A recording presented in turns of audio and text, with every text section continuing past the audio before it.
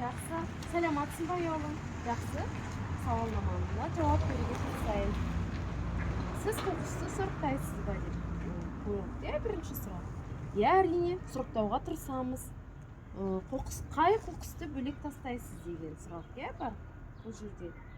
Бөтелке қалдықтарын және де қағаз қалдықтарын жеке сұрыптауға тырысамын. Үйіңізде қоқыс сұрыптайтын арнайы жәшіктер бар ма депсіз, не? Әрине, ондай жәшігім жоқ, бірақ жеке пакеттерге салуға тырысамын. Қоқысты неге сұрыптау керек деген деп ойлайсыз деп айтыпсыз, не? Енді қоқысты бөтелкеге екінші өмір сыйлау үшін, мысалы қағаздарды екінші өмір сыйлау үшін қоқыстарды сұрыптау керек деп ойлаймын.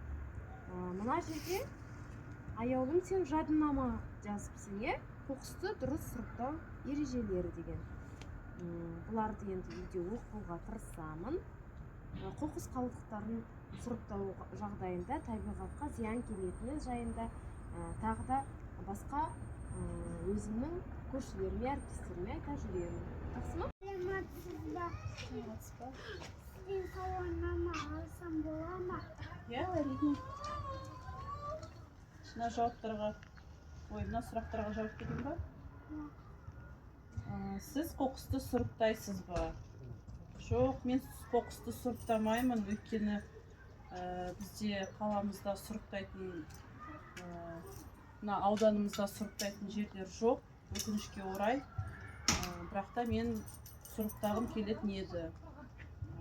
Қай қоқысты бөлек тастайсыз?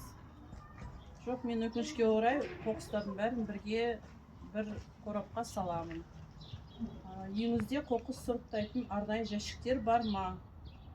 Жоқ, жәшіктерім жоқ, өйткені бәрі бір жерге кетеді, бәрі бір жәшікке кетеді. Қоқысты неге сұрыптау керек деп ойлайсыз? Негізі мен сұрыптау туралы ойым жақсы, сұрыптағым келеді.